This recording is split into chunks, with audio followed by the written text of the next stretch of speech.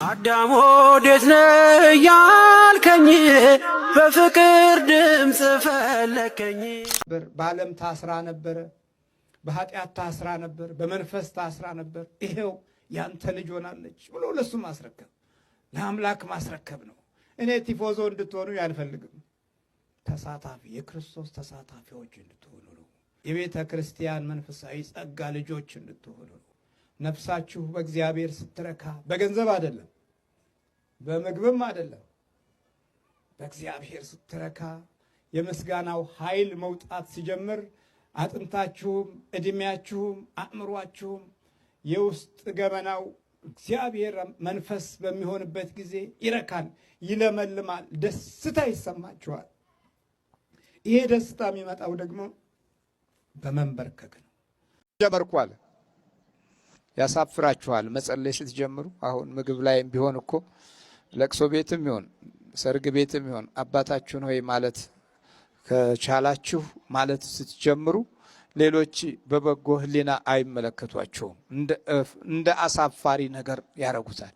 በተለይም ከዚህ ከ60ው ዘመን ወዲህ ያለው የጋሸበው የተቃውሞ ትውልድ በብዛት እንዲህ መንፈሳዊ የህይወት ትርጉሞችን ስታከናውኑ ሲያይ ደስ አይለውም፣ ይከብደዋል። ተራቁተህ ስትሄድና አመለኛና ሱሰኛ ሆነ ስትሄድ ግን ዘመናዊ ነህ። ህሊናህ ናውዞ ሰካራም ሆነህ የምትወጣበትና የምትገባበት ሁሉ የጨላለመ ጠባይና ባህሪያት ካሉህ ይሄ ይስማማዋል። ለየት ማለት ስትጀምር እንደ እፍረት የሚቆጠርበት ሁኔታ። ዛሬ ብዙ በመናፍስት ተይዘው ወደዚህ ወደ እናንተ መጥተው መደባለቅ የማይፈልጉ ቱጃሮችና ሀብታሞች ለብቻ በድብቅ ይጠሩኛል። አይ የለም እዛ ያለው እኮ እናንተንም በራሱ ማየቱ ያጽናናቸዋል፣ ኑ ወደዛ ስላቸው ያፍራሉ፣ ይቀራሉ። ግንኙነታችን በዚህ የተቋረጠም ጥቂት አይደለም። ስላንተ እናፍራለን፣ ስላንተ እንሰደባለን። በብዙዎች ነው ታዲያ፣ በጥቂቶች ብቻ አይደለም። ስለዚህ በኋላ ደግሞ ለወንድሞቼም እንደሌላ ሰው ሆንኩኝ አለ።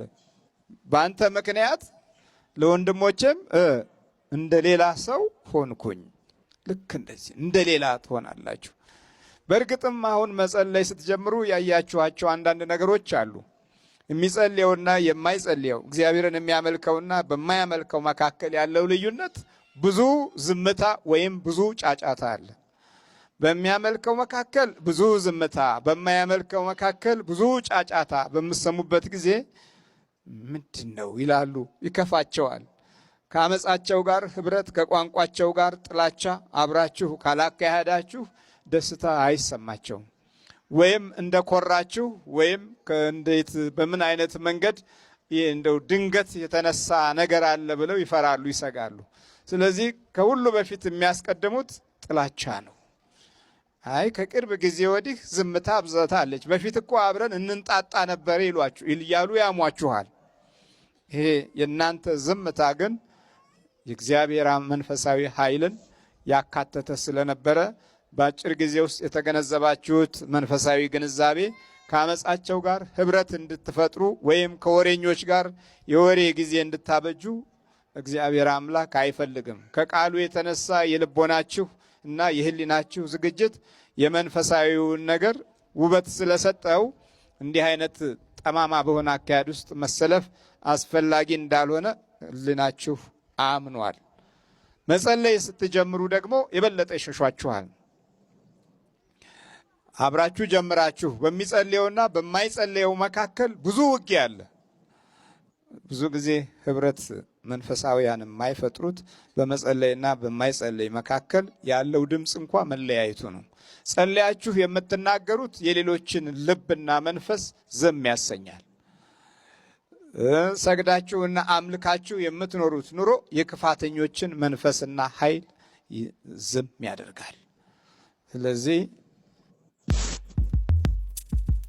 መንፈስና ኃይል ዝም ያደርጋል። ስለዚህ ለወንድሞቼ እንደሌላ ሆንኩ፣ ለእናቴ ልጆችም እንደ እንግዳ ሆንሁባቸው። የቤትህ ቅናት በልታኛለችና የሚሰድቡህም ስድብ በላዬ ላይ ወድቋልና በማለት በእግዚአብሔር አምላክ የቤት ቅናት ቀንቶ ምን ያህል የእግዚአብሔር ክብር ከእርሱ እንዳለና እንደኖረ በማረጋገጥ በሰው ዘንድ ያለውን ክፉ ማጉረምረምና ጥላቻ ወደዛ በማስወገድ ላንተ ቤት ቅናት ይዞኛል አለ። ለቤትህ የእግዚአብሔር ቅናት ሲነሳ የወደቀውን ስለሚያነሳ ከሰዎች ይበልጣል። የእግዚአብሔር ጉልበት ከሰዎች ሐሳብ፣ ከሰዎች ባህሪ፣ ከሰዎች ጠባይ የእግዚአብሔር ጉልበት ይበልጣል። በወደቀው በኩል የሚደርስ እግዚአብሔር ብቻ ነው። በወደቀው በኩል የሰው ልጅ ለመድረስ አቅም እንደሌለው ዳዊት ተናገረ። ለእናቴ ልጆች እንኳ እንግዳ ሆንኩባቸው። ይሄ እኮ ነው በቃ ለእናቴ ልጆች እንግዳ ሆንኩ። ሌላ ሰው ማዕድ ማለት ነው። እንደዛ እስከምሆን ድረስ በቤትህ ቅናት ተፈትኛለሁ። የቤትህ ቅናት ልቦናዬን ኃይል ሰጥቶታል። የቤትህ ቅናት በሌሎች ዘንድ በቤተሰቤም ዘንድ ክፉ ጥላቻ ቢኖርም በአንተ ኃይል በኩል ሁሉን ነገር ለማሸነፍ ዝግጁ ነኝ ብሎ በዚህ መንፈሳዊ ኃይልና ጥበብ ዳዊት ተማጽኗል። ዛሬ የሚነበበው የማርቆስ ወንጌል ምዕራፍ 8 ቁጥር 39 ላይ እንዲህ ይላል። ሕዝቡንም ከደቀ መዛሙርቱ ጋር ጠርቶ እንዲህ አላቸው፣ በኋላዬ ሊመጣ የሚወድ ቢኖር ራሱን ይካድ። ምኑን ይካድ? ራሱን ይካድ። ዳዊት ራሱን ክዷል። ዘመዶቹም ሲክዱት ስለ እግዚአብሔር ራሱን ስለካደ እፍረት ተሰምቶኛል ብሎ የነሱን ይቅርታ አላለም። ቀደም እንዳልኳችሁ 3 ጠላቶች አሉን። አንደኛው ጠላት የራሳችን ክብር ነው። የራሳችንን ክብር ለእግዚአብሔር ክብር አሳልፈን ስንሰጥ መንበርከክ እንለምዳለን፣ መስገድ እንለምዳለን። በዚህ መካከል ዳዊት አንድ ወቅት ላይ በእግዚአብሔር አምላክ ድልና ክብር ከበሮ እየመታ እግዚአብሔርን ሲያመሰግን እንዴ አንተ እኮ ንጉሥ ነህ አለችው ሜልኮል። አንተ እኮ ንጉሥ ነህ፣ እንዴት እንደዚህ ወደ ታች ወርደህ ከበሮ እየመታህ ትዘላለህ አለችው። ንጉሥ ነህ አለችው። ክብሩን ወደ ላይ ከፍ እንዲያደርግ ገፋፋችው። እኔ ንጉሥ መሆኔ አይደለም ክብሬ እግዚአብሔር ነው አለ። እግዚአብሔርን አከበረ። እርሷ ይህንን በመናገሯ መካን ሆና እስክትሞት ድረስ አልወለደችም።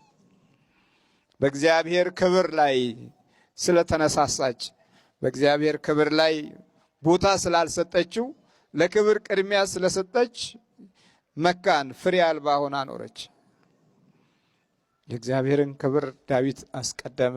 በሚስቱ ፊት የነበረው ዝቅ ብሎ የታየበት ሞገስ ለዳዊት ታላቅ ጸጋና ኃይል ሆኖ ተቆጠረለት። ንጉሥ እኮ ነህ። ብዙ ሰዎች በወንበራቸው፣ በስልጣናቸው፣ በማዕረጋቸው መካከል እግዚአብሔር እንዲገባ ክብሩና ኃይሉ ከውስጣቸው እንዲኖር መንፈሳዊ ፈቃድ አይኖራቸውም።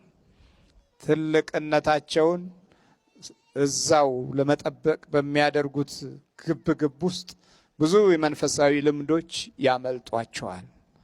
ለምቀኞችና ለተንኮለኞችም እጅ ወይም ክፉ ተግባር መሳሪያ ይሆናሉ።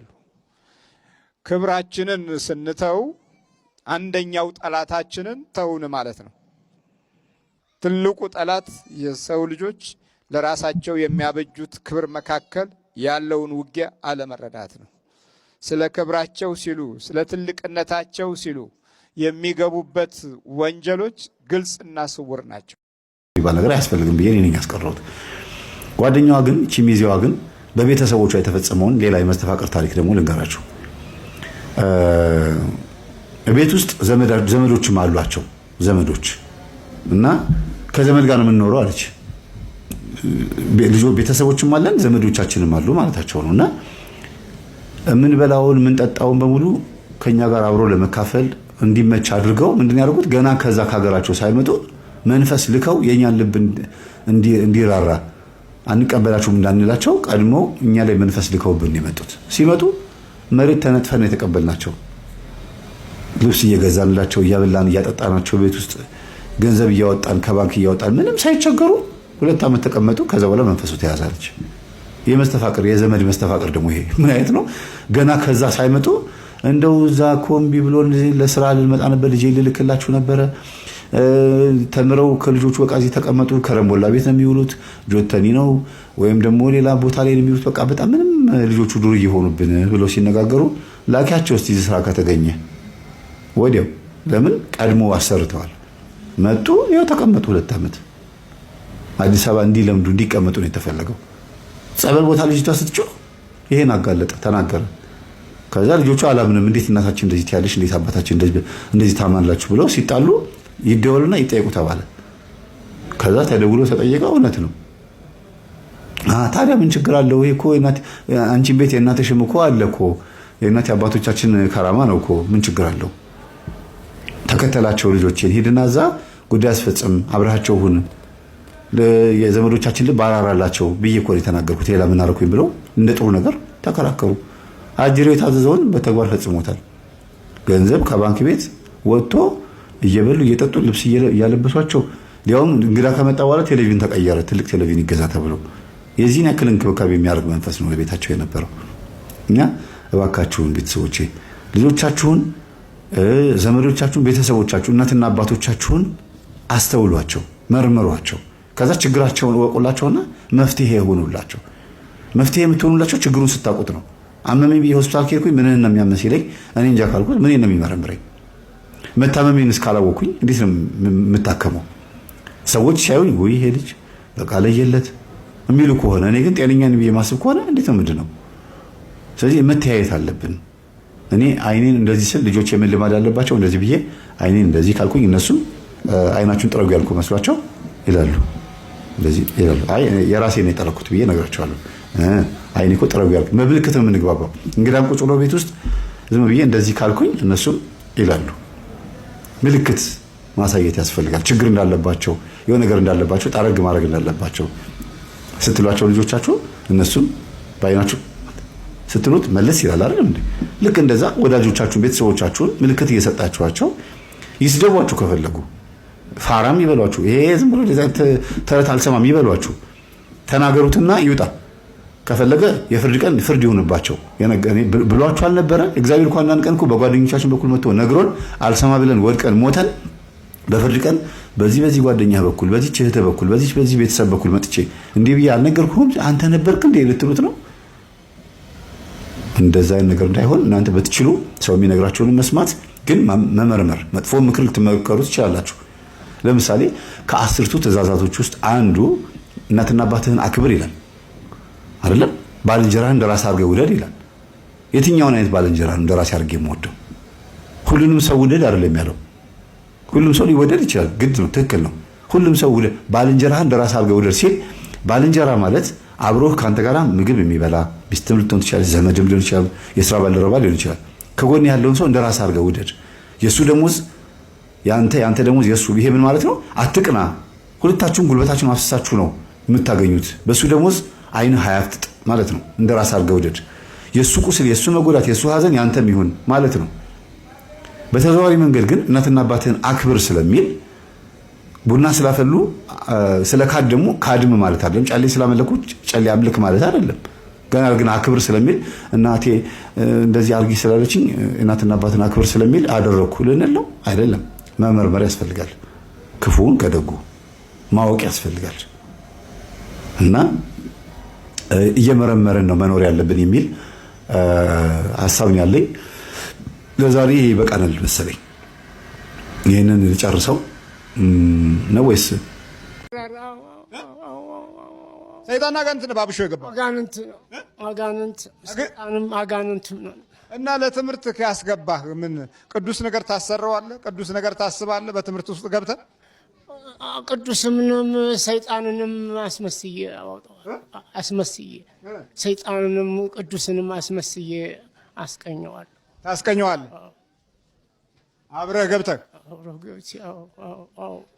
ይህ የአብሾ ሂደት ከዚህ ከሌዋውያን መምጣት ጀምሮ ከክርስቶስ ልደት በፊትና ከክርስቶስ ልደት በኋላ የተለመደ ነገር ሆኖ በአዲስ ኪዳንም መዘዙ አላቋርጥ ብሎ ብዙዎቹ በጎ ነገር የማይስማማቸው በዚህ ምክንያት ነው። የአብሾ የሚሰጡ በድግምት አብሮ የሚገባ ለእውቀት፣ ለትምህርት፣ ለግርማ ሞገስ፣ ለመግረሬ ጸር፣ ለመድፍነ ጸር እና አቃቤ ርዕስ በሚል በእነዚህ ነገሮች ውስጥ ይወስዱትና መንፈሱ ይዋሃዳቸዋል። በዚህ ጊዜ እንግዲህ ሁልጊዜ በቤተ እግዚአብሔር የሚኖሩ ከሆነ በጣም አስቸጋሪ ነው የሚሆነው።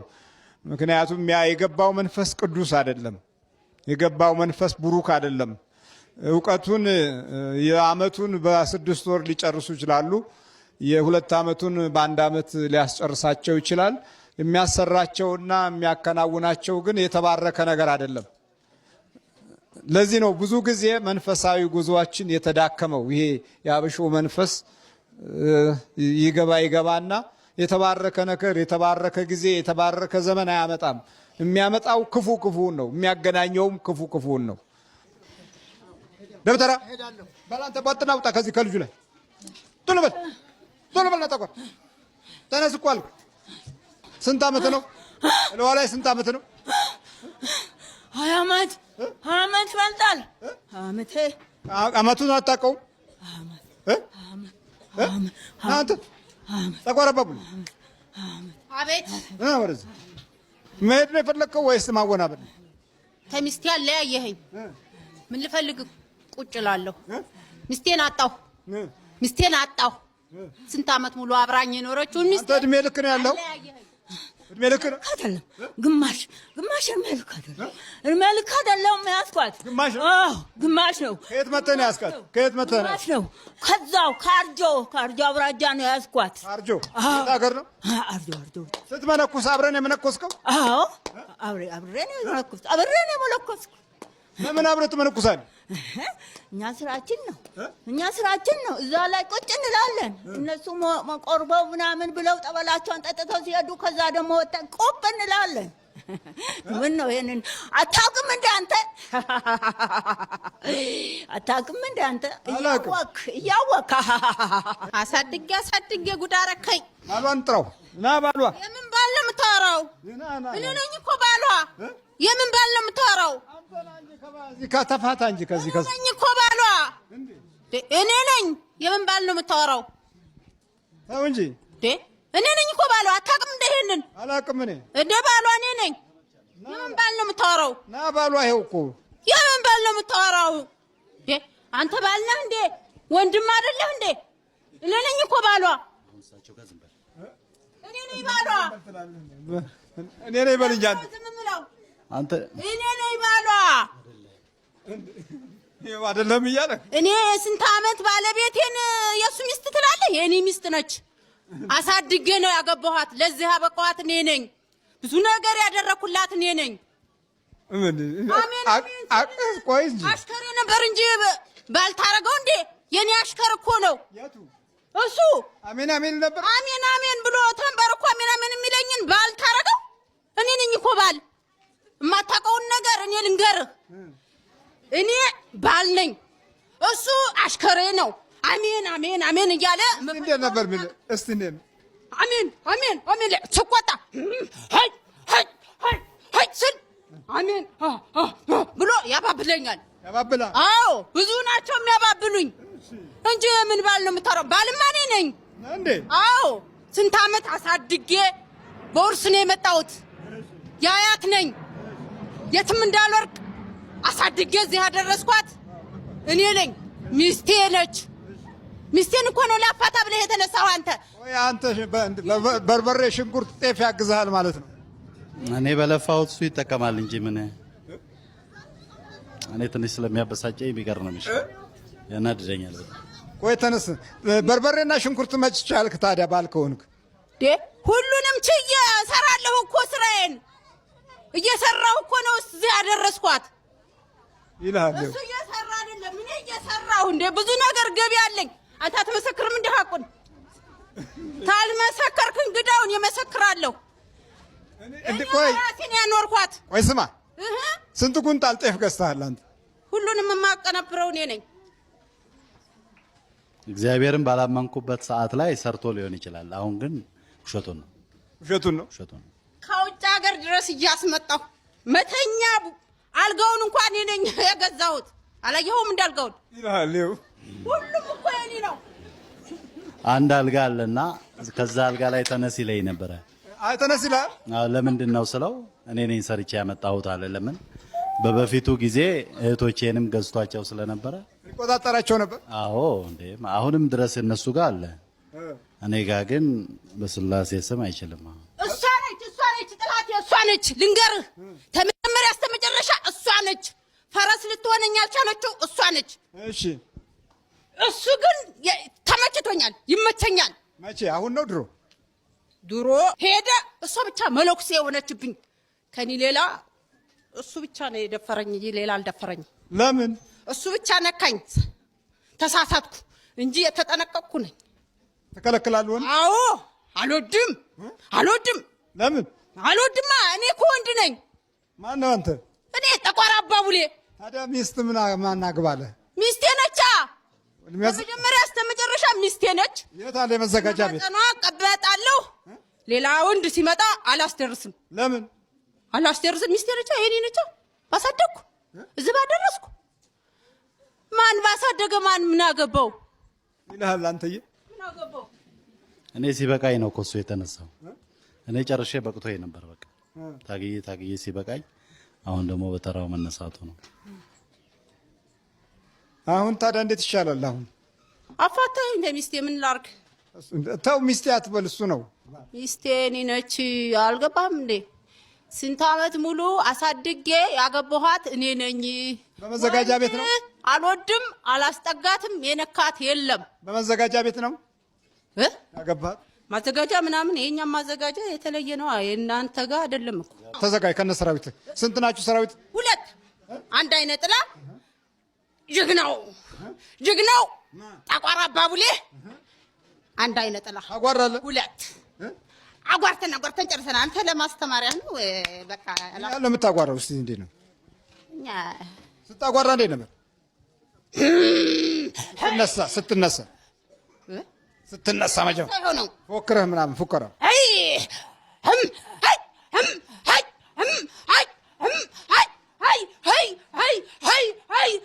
ነው የምለው። ይሄ ነው ሃይ ነው የምትለው።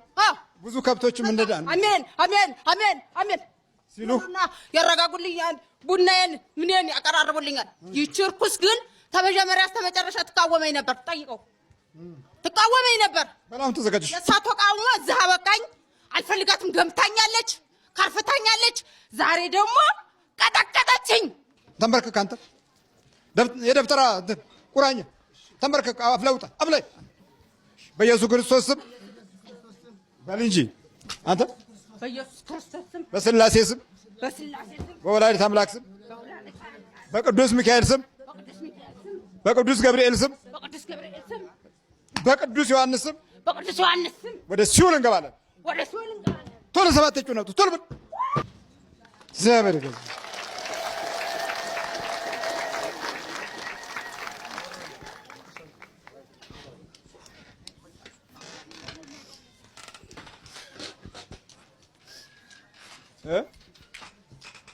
እነሱም ሆይ ማሩኝ እንደዛ ተነሽ አባ ማሩኝ። ምን ልግባ አባ እንደዛ በቃኝ። ተነሽ በይ በርሲ አባ ማልለወጥ የለም። እኔን ነው እኔማ ምን ማጣፈጫ እኮ ነኝ። ችግር የለም። ተነሽ።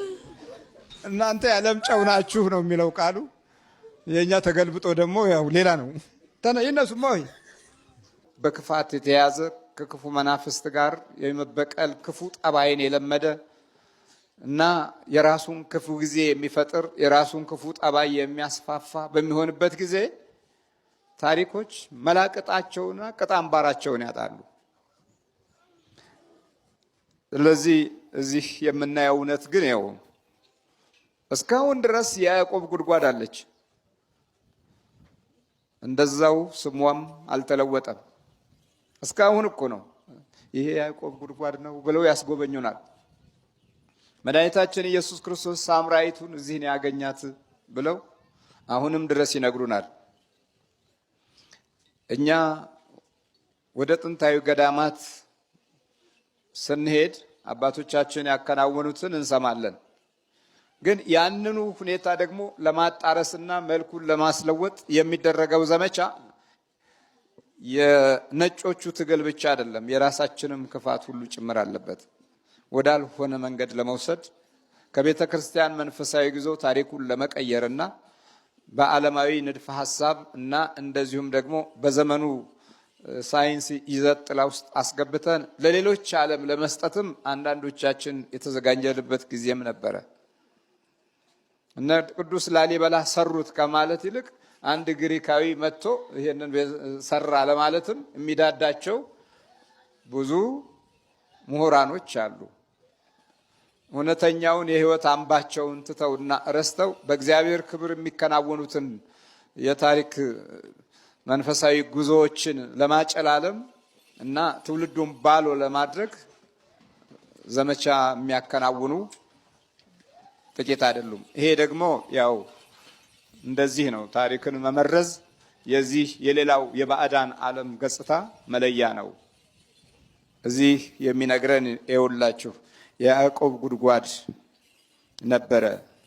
ኢየሱስም መንገድ ከመሄድ ደክሞ በጉድጓዱ አጠገብ እንዲህ ተቀመጠ። ከዚያም ጊዜውም 6 ሰዓት ያህል ነበር ይላል። ስንት ሰዓት ነው? 6 ሰዓት። 6 ሰዓት ታሪካዊ ናት። የ6 ሰዓት ጸሎት የሚያስፈልገውም ልክ እንደዚህ ነው። መድኃኒታችን ኢየሱስ ክርስቶስ በ6 ሰዓት በህብረተሰቡ ዘንድ ተገላ በጧት ውሃ መቅዳት የማይፈቀድላት ሳምራዊት እስራኤሎች ቀድተው ከጨረሱ በኋላ ወደ የደፈረሰውን ውሃ ልትቀዳ የምትወጣው በ6 ሰዓት ነው። ሳምራውያን እና እስራኤላውያን በሚገናኙበት ጊዜ አይናቸውን ይሸፋፈኑ ነበር። ወይም ኃይላቸው ጠንከር ካለ እስራኤላውያን ሳምራውያንን ያባረሯቸው ነበር። ከዚህ ውሃ እናንተ ቀድማችሁ ከቀዳችሁ ትቀጣላችሁ የሚል ትእዛዝም ተላልፏል። በጧት ንጹሕን ውሃ የሚቀዱት እስራኤላውያን ናቸው። ሳምራውያን በእስራኤላውያን ዘንድ የረከሱ ሕዝቦች፣ የማያምኑ ከእግዚአብሔር አምላክ የተለዩ አሕዛቦች ተብለው ይጠሉና ይናቁ ይተዉ ነበር። ቂም የተያያዙት እስራኤላውያን ወደ ባቢሎን በተማረኩ ጊዜ የነሱን ሀገር በሚገባ ተቆጣጥረው ይኖሩ የነበሩት እነዚህ ሳምራውያኖች ናቸው። ስለዚህ እስራኤላውያን ወደ ቅድስት ሀገር ገብተው አገር ባገኙ ጊዜ ደግሞ ሳምራውያንን ጠሏቸው። አገራችንን ይዛችሁ እናንተ ወርሳችሁ መጀመሪያ የኛ ነበርና ስለዚህ እናንተ ክፉዎች ናችሁ፣ እርኩሶች ናችሁ በማለት ያገሏቸዋል።